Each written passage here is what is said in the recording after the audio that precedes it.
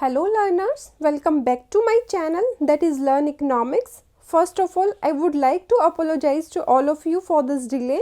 It was because of some health issues, but I promise to all of you that you will continue to get lectures on regular basis in future. And today we will do exercise of chapter 1, that is Introduction to Microeconomics. So without any delay, let's get started. See students, before we start, you all know that we have discussed all the concepts of this chapter in detail in the previous lectures और अगर आपने अभी तक उनको नहीं देखा है तो the link is given in the description box. यहाँ पर मैं सब कुछ बहुत डेप्थ में डिस्कस नहीं करने वाली हूँ.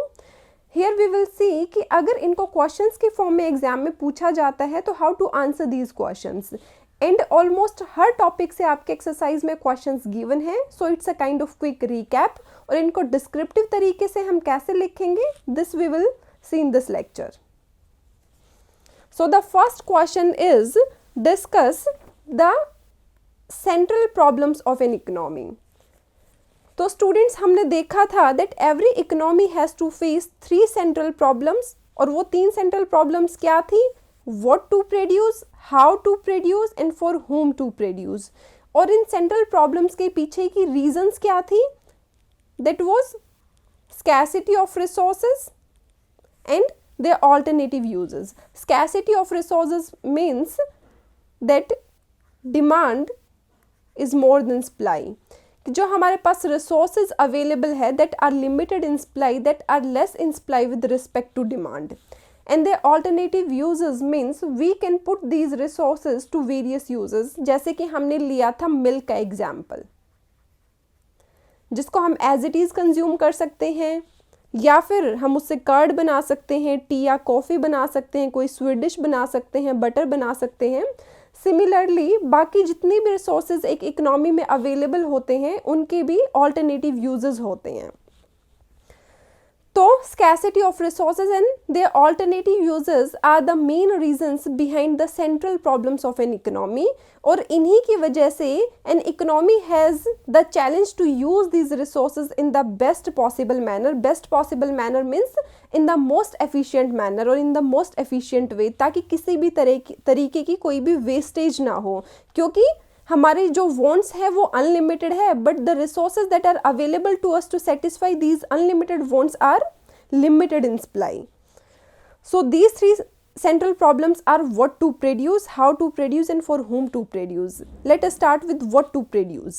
What to produce make economy को decide करना पड़ता है that what goods and services it has to produce and in what quantity.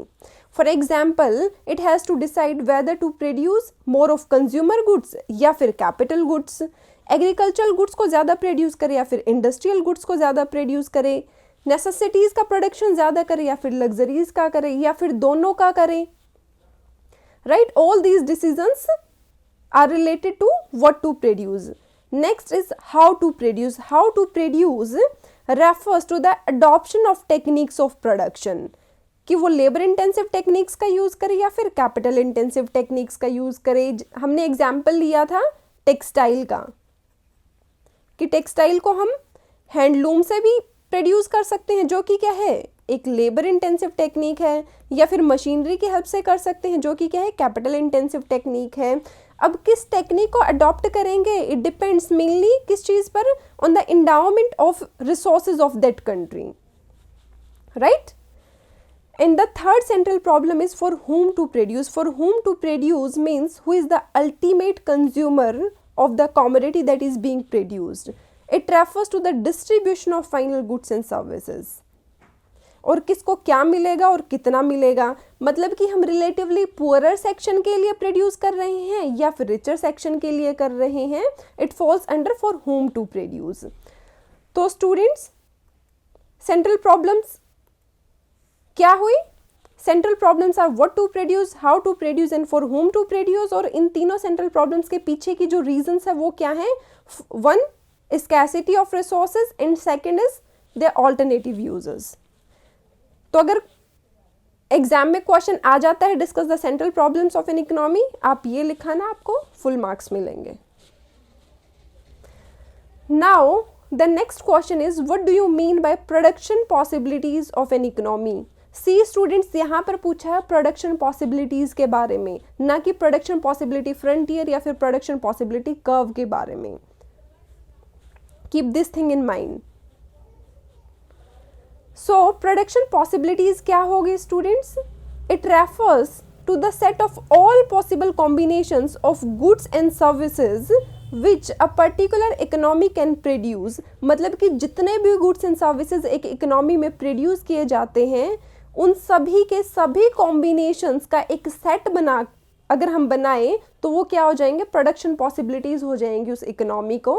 और ये प्रोड्यूस कैसे होंगी? By using its available resources and the given level of technology in the most efficient manner. Economy में हमें पता ही है कि चीज़ें क्या हैं? स्कैर्स हैं और उनको हमें एफिशिएंट तरीके से यूज़ करना है। तो जब हम अपने रिसोर्सेज को, जो टेक्नोलॉजी हमारे पास अवेलेबल है, उसको बहुत ही अच्छे से efficiently in the most productive way हम यूज़ करते हैं तो फिर किसी चीज़ की कोई प्रॉब्लम नहीं होती है। और प्रोडक्शन पॉसिबिलिटीज़ क्या होगी? all possible combinations of goods and services that are being produced in an economy, right? Moving forward, now the next question is what is production possibility frontier? Last question में था production possibilities और इस question में है production possibility frontier। Students, हमने production possibility frontier को कैसे पढ़ा था? हमने बाइफर्केट किया था इन तीनों टर्म्स को, production plus possibility plus frontier. Production का मतलब क्या था? Transformation of inputs into output. Possibility का मतलब था कॉम्बिनेशंस एंड फ्रंटियर का मतलब था ग्राफिकल रिप्रेजेंटेशन। तो प्रोडक्शन पॉसिबिलिटी फ्रंटियर क्या हो गया? It refers to the graphical representation of various alternative combinations. और ये कॉम्बिनेशंस कितने गुड्स का था? 2 गुड्स का। That can be produced with, क्या अज्यूम किया था, क्या अजम्पशन थी प्रोडक्शन पॉसिबिलिटी फ्रंटियर की? कि जो हमारे पास रिसोर्सेज अवेलेबल हैं उनको हम फुल्ली यूटिलाइज कर रहे हैं, फुल एम्प्लॉयमेंट है इकोनॉमी में। So with efficient and full utilization of given resources and the level of technology. और प्रोडक्शन पॉसिबिलिटी फ्रंटियर को हम बाकी कुछ नाम से भी जानते हैं, जैसे कि क्या है? Production possibility curve, transformation boundary etcetera, right? Let us understand it with the help of this figure. This is X axis and this is Y axis. 2 goods हमने लिए हैं, good X and good Y. अब जो ये curve है, ये क्या है? प्रोडक्शन पॉसिबिलिटी फ्रंटियर और production possibility curve, whatever you want to call it. Transformation curve भी बोल सकते हो, ट्रांसफॉर्मेशन बाउंड्री बोल सकते हो। तो स्टूडेंट्स, इस कर्व पर जितने भी कॉम्बिनेशंस थे, जितने भी पॉइंट्स थे, वो किस चीज़ को शो कर रहे हैं? फुलर यूटिलाइजेशन को। ये हमने पढ़ा था, क्योंकि अजम्पशन ही प्रोडक्शन पॉसिबिलिटी फ्रंटियर की क्या थी? That there is full employment in the economy. तो जितने भी पॉइंट्स इस कर्व पर हैं, that is AF is the production possibility frontier, वो सभी किस चीज़ को रिप्रेजेंट करते हैं? फुलर यूटिलाइजेशन को। किस चीज़ को? फुलर यूटिलाइजेशन ऑफ रिसोर्सेज को, कि किसी तरीके की कोई भी वेस्टेज नहीं है इकोनॉमी में। But any point inside the PPC like point C, ये किस चीज़ को रिप्रेजेंट कर रहा है? अंडर यूटिलाइजेशन और अंडर एम्प्लॉयमेंट ऑफ रिसोर्सेज को। कि जो हमारे रिसोर्सेज हैं इस C पॉइंट पर, वो क्या है? मोस्ट एफिशिएंट मैनर में हम उनको यूज़ नहीं कर रहे हैं, या तो अंडर यूटिलाइजेशन है या फिर अंडर एम्प्लॉयमेंट है, मतलब कि हर एक रिसोर्स को एम्प्लॉयमेंट नहीं मिला है। तो अगर हम अपने रिसोर्सेज को जो हमारे पास अवेलेबल हैं उनको फुल्ली यूटिलाइज करें तो हम इस पॉइंट से इस कर्व के किसी पॉइंट पर मूव कर सकते हैं, ये हमने पढ़ा था। In the same way any point outside the PPC किस चीज़ को रिप्रेजेंट करता है? अनअटेनेबल कॉम्बिनेशन को with the available resources in technology. मतलब कि जो ये पॉइंट है इसको हम अटेन नहीं कर सकते हैं at this point of time with the given resources and the level of technology. ये अनअटेनेबल है, ये आउट ऑफ रीच है। तो जब हमारे रिसोर्सेज फ्यूचर में इंक्रीज हो जाएंगे तो हमारा PPC क्या होगा? आउटवर्ड शिफ्ट होगा and it will pass through this point. तो वो एक नया PPF या PPC बन जाएगा। Then we will be able to attain this point. So production possibility frontier क्या हो गया, graphical representation of various alternative combinations of two goods that can be produced with efficient and fuller utilization of given resources in the level of technology. आपको ये diagram बना देना है और उसकी थोड़ी सी एक्सप्लेनेशन देनी है अगर एग्जाम में पूछा जाता है तो, और काफ़ी इंपॉर्टेंट क्वेश्चन है ये, सिर्फ बोर्ड एग्जाम्स के लिए ही नहीं, ये यूजीसी नेट में भी बहुत बार पूछा जाता है, एचटेट में भी पूछा जाता है, and various other competitive exams में भी यहाँ से क्वेश्चन आता ही आता है, so it's very very important. Now the next question is discuss the subject matter of economics. Subject matter means कि इकोनॉमिक्स में हम किस चीज़ की स्टडी करते हैं, या फिर इकोनॉमिक्स को हमने किन ब्रांचेस में डिवाइड किया है। तो we all know that subject matter of economics is subdivided into two main branches, और ये दो मेन ब्रांचेस क्या हैं, microeconomics and macroeconomics. Microeconomics हमें पता है कहाँ से डिराइव की गई है, ग्रीक वर्ड क्या, माइक्रोज, जिसका मतलब क्या, स्मॉल। तो माइक्रो इकोनॉमिक्स क्या होगी, एक स्मॉल लेवल की स्टडी होगी, इंडिविजुअल लेवल की स्टडी हो गई, जिसमें हम किस चीज़ की स्टडी करते हैं, behaviour of individual economic units like individuals, firms, house holds etcetera. किस चीज़ में, जब वो अपने इकोनॉमिक डिसीजंस लेते हैं कि कितना स्पेंड किया जाए, किस चीज़ पर स्पेंड किया जाए, किस चीज़ को कंज्यूम किया जाए, कितना प्रोड्यूस किया जाए, कितनी सेविंग्स की जाए, बट इंडिविजुअल लेवल पर। It deals with individual demand, individual supply, price of a product or income of a person, etc. And जो माइक्रो इकोनॉमिक्स है उसको प्राइस थियरी भी बोला जाता है। Why? Because its main focus is on determination of prices of commodities. The second branch is macroeconomics. Macroeconomics को हमने कहाँ से डिराइव किया था, another Greek word macros, जिसका मतलब क्या है, लार्ज। मतलब कि मैक्रो इकोनॉमिक्स एक लार्ज लेवल की स्टडी है। यहाँ पर हम बेसिकली स्टडी करते हैं behaviour and performance of an economy as a whole. मतलब कि जब हम सभी लोगों की बात करते हैं एक इकोनॉमी में, तो वो किसके अंडर आएगा, मैक्रो इकोनॉमिक्स के अंडर आएगा। It focuses on the aggregate changes in economy such as unemployment हो गया, नेशनल इनकम हो गया, means income of all the individuals in an economy, aggregate demand, GDP, that is gross domestic product, means output of all the firms and industries in an economy, inflation, etc. और macroeconomics को हम क्या बोलते हैं, theory of income and employment. क्यों, because its main emphasis is on how income and employment are determined. तो microeconomics होगी एक स्मॉल और इंडिविजुअल लेवल पर स्टडी, और मैक्रो इकोनॉमिक्स होगी एक लार्ज लेवल पर या फिर ओवरऑल लेवल पर स्टडी, जहां पर हम इकोनॉमी की एज अ होल बात करते हैं, हम सभी इंडिविजुअल्स की कंबाइंडली बात करते हैं, right. Now the next question is distinguish between a centrally planned economy and a market economy. See students, अगर ये क्वेश्चन आता है तो आपको इस टाइप से टेबल बनानी है और इन सारे पॉइंट्स को लिखना है। सो द फर्स्ट हेडिंग क्या होगी, points of contrast, second centrally planned economy, and in the third column market economy. तो first point of contrast is ownership of factors of production. Students देखो, सेंट्रली प्लान्ड इकोनॉमी को हम क्या बोलते थे, socialist economy, और मार्केट इकोनॉमी को हम क्या बोलते हैं, कैपिटलिस्ट इकोनॉमी। याद आया।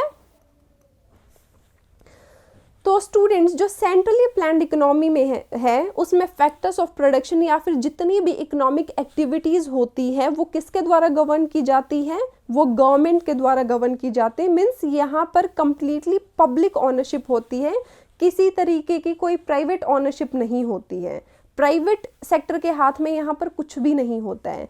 वेयरएज मार्केट इकोनॉमी क्या है, मार्केट इकोनॉमी में जो भी फैक्टर्स ऑफ प्रोडक्शन है या फिर जितनी भी इकोनॉमिक एक्टिविटीज है that are owned by capitalist. Capitalist कौन थे, जो अपने प्रॉफिट को मैक्सिमाइज करना चाहते हैं, that is private ownership is there. Centrally planned economy and market economy एक दूसरे के बिल्कुल अपोजिट है। जो काम सेंट्रली प्लान्ड इकोनॉमी में हो रहा है उसके जस्ट अपोजिट मार्केट इकोनॉमी में होता है। Now the second point of contrast, और we can say the second point of difference is motive. Centrally planned economy या फिर सोशलिस्ट इकोनॉमी जिसको हम बोलते हैं, उसमें मेन मोटिव क्या होता है, that is maximization of social welfare. मतलब कि यहाँ पर ओवरऑल वेलफेयर की बात करते हैं, सभी लोगों का भला करना है। मतलब कि जैसे एजुकेशन हो गई, हेल्थ केयर सेक्टर हो गया, इन चीज़ों पर ज़्यादा इन्वेस्ट करना है, ज़्यादा खर्च करना है ताकि सोशल वेलफेयर को मैक्सिमाइज कर सकें। लेकिन मार्केट इकोनॉमी में जो मेन मोटिव था वो क्या था, मैक्सिमाइजेशन ऑफ प्रॉफिट्स। हर कोई अपने प्रॉफिट्स को मैक्सिमाइज करना चाहता है। Everyone just wants to pursue his और her own self interest, right. तो यहाँ पर जो मार्केट इकोनॉमी में जो मेन मोटिव है वो क्या है, maximization of profits. Whereas on the other hand centrally planned economy में मेन मोटिव क्या है, that is maximization of social welfare. Now the third point is governing factor. अब जो प्रोडक्शन है वो किसके द्वारा गवर्न किया जाता है या फिर किसके द्वारा प्लान किया जाता है, वो गवर्नमेंट के द्वारा प्लान किया जाता है। तो यहाँ पर क्या होता है, प्लानिंग मैकेनिज्म काम करता है। मतलब कि जैसे कि इंडिया में 5 ईयर प्लान्स हो गए, तो जैसे सेंट्रली प्लान्ड इकोनॉमीज होती हैं वहाँ पर गवर्नमेंट प्लान्स होते हैं। तो गवर्नमेंट की प्लानिंग के हिसाब से हर एक चीज़ जो है प्लान की जाती है। वेयरएज मार्केट इकोनॉमी में जो प्रोडक्शन है या फिर जो इकोनॉमिक एक्टिविटीज़ है वो गवर्न की जाती है प्राइस मैकेनिज्म के द्वारा। प्राइस मैकेनिज्म मतलब by the market forces of demand and supply, कि जिस चीज़ की डिमांड होगी उसी चीज़ की सप्लाई होगी। क्योंकि यहाँ पर जो मेन मोटिव है वो क्या है, that is maximization of profit. और प्रॉफिट कब मैक्सिमाइज होगा, जब जिस चीज़ की डिमांड ज़्यादा होगी उस चीज़ का प्रोडक्शन होगा। डिमांड ज़्यादा होने पर प्राइसेस ज़्यादा होंगे, प्राइसेस ज़्यादा होंगे तो प्रॉफिट्स हायर होंगे। Now the fourth point is distribution of income and wealth. See students, socialist economy में नाम से ही पता लग रहा है कि सोसाइटी के वेलफेयर की बात करें, मतलब कि यहाँ पर equal distribution of income and wealth पर जो है फोकस किया जाएगा, कि जो इनकम है या फिर जो वेल्थ है वो कुछ हाथों में कंसंट्रेट होकर ना रहे, बल्कि सभी के पास कुछ ना कुछ पार्ट उसका जाए। वेयर एज मार्केट इकोनॉमी में क्या है, unequal distribution of income and wealth exist करता है। क्यों, क्योंकि अभी पढ़ा था कि जो मेन मोटिव वो क्या है, प्रॉफिट मैक्सिमाइजेशन। और जहाँ पर प्रॉफिट मैक्सिमाइजेशन मेन मोटिव होगा तो वहाँ पर वेल्थ और इनकम का क्या होगा, अनइक्वल डिस्ट्रीब्यूशन ही होगा। जिसके प्रॉफिट्स हायर होंगे उसके पास वेल्थ ज़्यादा होगी, जिसके कम होंगे उसके पास वेल्थ कम होगी। Now the fifth point is role of government. Centrally planned economy में जो मेन रोल है वो किसका होता है, वो गवर्नमेंट का होता है। चाहे प्रोडक्शन की बात करें हम, चाहे कंजप्शन की करें, इन्वेस्टमेंट की करें, डिस्ट्रीब्यूशन की करें, everything is decided by the government itself. But market economy में जो प्राइवेट प्लेयर्स होते हैं, मतलब कि जो कैपिटलिस्ट होते हैं वो क्या करते हैं, उनका जो है मेन रोल होता है यहाँ पर। They have full control over economic activities. क्या प्रोड्यूस करना है, कितना प्रोड्यूस करना है, कितने प्राइस पर उसको सोल्ड आउट करना है, उसकी कॉस्ट क्या होगी, ये सारी चीज़ें कौन डिसाइड करता है, ये कैपिटलिस्ट सेक्टर डिसाइड करता है, प्राइवेट सेक्टर डिसाइड करता है। जबकि गवर्नमेंट का जो रोल है वो सिर्फ रह जाता है लॉ एंड ऑर्डर को मेंटेन करने के लिए। अगर ये क्वेश्चन पूछा जाता है तो आपको ऐसी टेबल बनानी है और ये सब पॉइंट्स याद करने हैं। अगर आप ये पॉइंट्स याद रख लोगे, ये हेडिंग्स याद रख लोगे, तो आपको बाकी सारी चीज़ें अपने आप याद आ जाएंगी। Right, now moving forward. Now the next question is, what do you understand by positive economics analysis. तो स्टूडेंट्स, पॉजिटिव इकोनॉमिक्स में हम बात करते हैं एट प्रेजेंट जो है, मतलब कि आज जो सर्कमस्टेंसेस इकोनॉमी में बने हुए हैं, if we talk about that, तो हम किसकी बात करें, पॉजिटिव इकोनॉमिक्स की हम बात कर रहे हैं। And here the main emphasis is given on what is, कि इकोनॉमी में एट प्रेजेंट क्या है, राइट। इन पॉजिटिव इकोनॉमिक्स में हम देखते हैं that how an economic problem is actually solved, कि अगर कोई इकोनॉमिक प्रॉब्लम एग्जिस्ट करती है तो उसको हम एक्चुअल में कैसे सॉल्व कर सकते हैं। For example, if we say that कि इंडिया की पॉपुलेशन आज बहुत ज़्यादा है, या फिर India is an overpopulated country at present, तो ये किसका एग्जाम्पल हुआ, ये पॉजिटिव इकोनॉमिक्स के एग्जाम्पल हुआ। और स्टूडेंट्स, जब हम बात करते हैं किसी ऐसी चीज़ की जो एट प्रेजेंट है, तो उसको हम वेरीफाई कर सकते हैं फ्रॉम द पास्ट एक्शंस और पास्ट डेटा, या फिर on the basis of actual facts and figures that are available to us.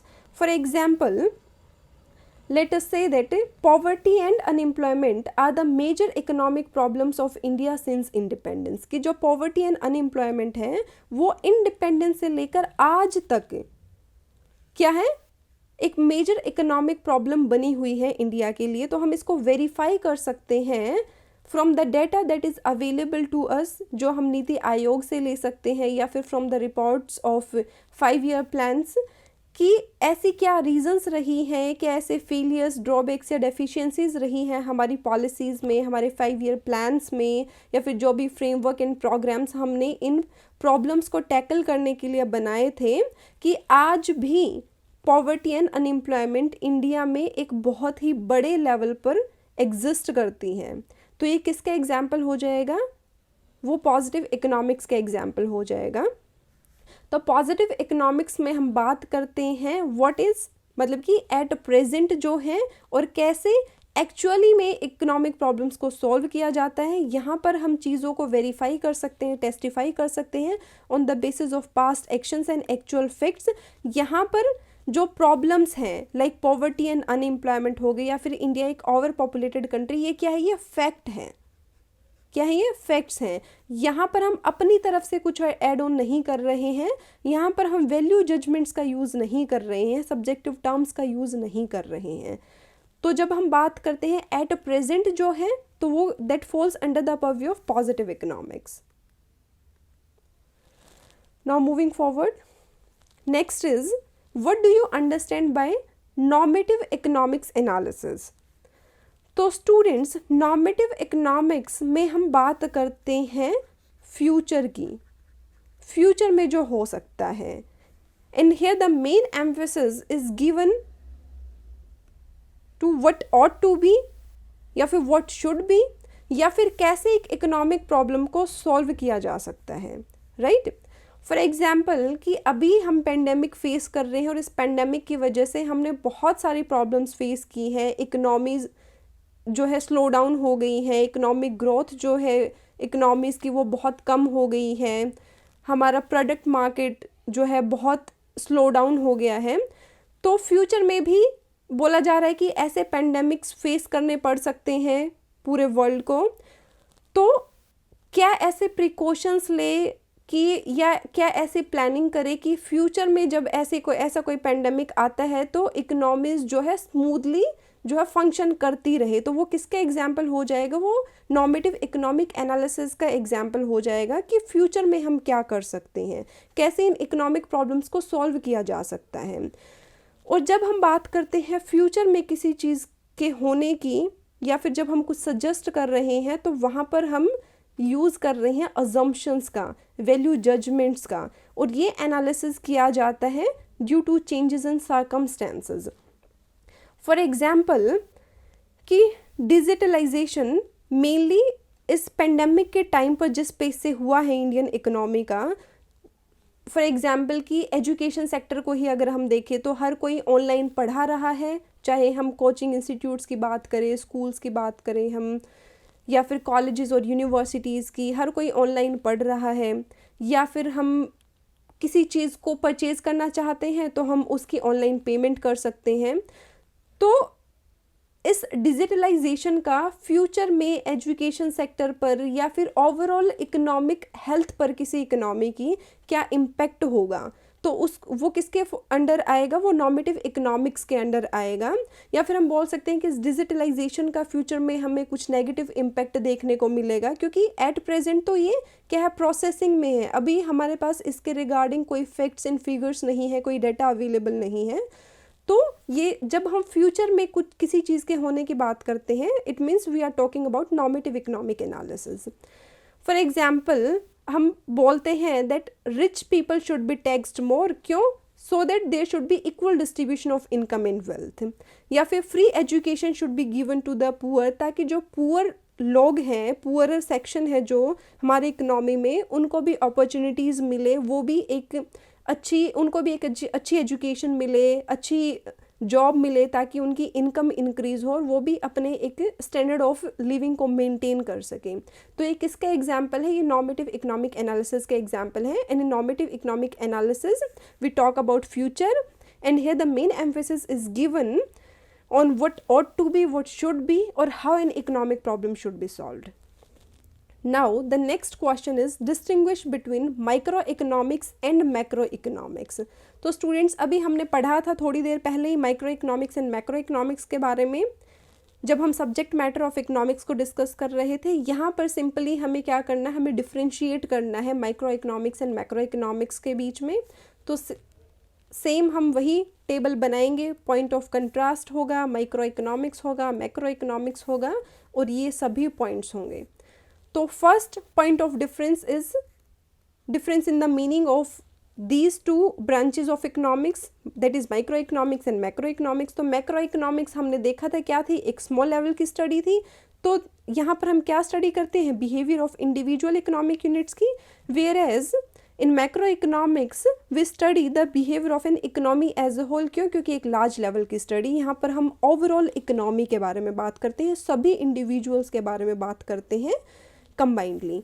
Now the next is method of equilibrium. Micro economics में हम पार्शियल इक्विलिब्रियम को use करते हैं, means equilibrium in one market, जब एक market में demand and supply जो है एक दूसरे को इंटरसेक्ट करते हैं, तो वहाँ पर क्या होता है, इक्विलिब्रियम होता है। Whereas in macro economics हम बात करते हैं जनरल इक्विलिब्रियम की, means equilibrium in all markets of an economy, चाहे हम बात करें एक प्रोडक्ट मार्केट की या फिर लेबर मार्केट की, मनी मार्केट की, जब ये सारे मार्केट्स इक्विलिब्रियम में होंगे तो हम बोलेंगे कि जनरल इक्विलिब्रियम एग्जिस्ट करता है, और जनरल इक्विलिब्रियम को हम स्टडी करते हैं मैक्रो इकोनॉमिक्स में।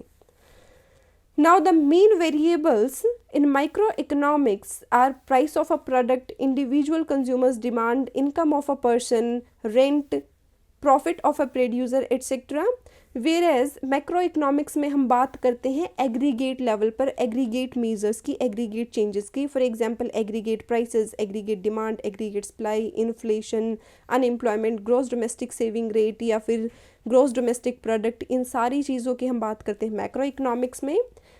ऑल्टरनेटिव नेम्स माइक्रो इकोनॉमिक्स को हम क्या बोलते हैं, अभी पढ़ा था हमने प्राइस थियरी, और मैक्रो इकोनॉमिक्स को क्या बोलते हैं, जल्दी बताइए, theory of income and employment, right.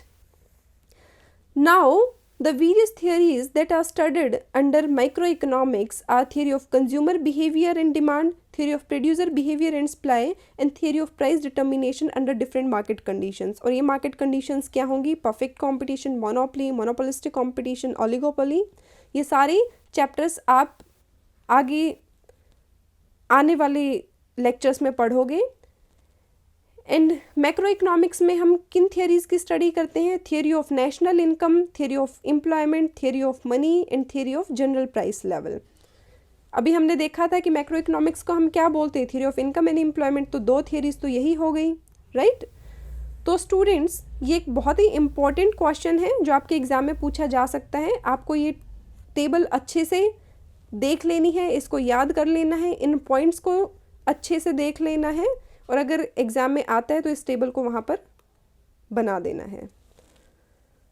Now okay, so students we have completed the exercise of chapter 1, and in the next lecture we will start with the first chapter of term 2, that is producer behavior and supply. There were requests from many students, and also you all are in term 2 now, so I decided to start with syllabus of term 2 from now onwards. तो अब से हम term 2 के syllabus पे focus करेंगे। And if you found this lecture useful for you, like the video, share it with your friends, and don't forget to subscribe my channel. And also if you have any query, please let me know in the comment section. I'll try to solve it there. And thank you very much, and keep learning with Learn Economics.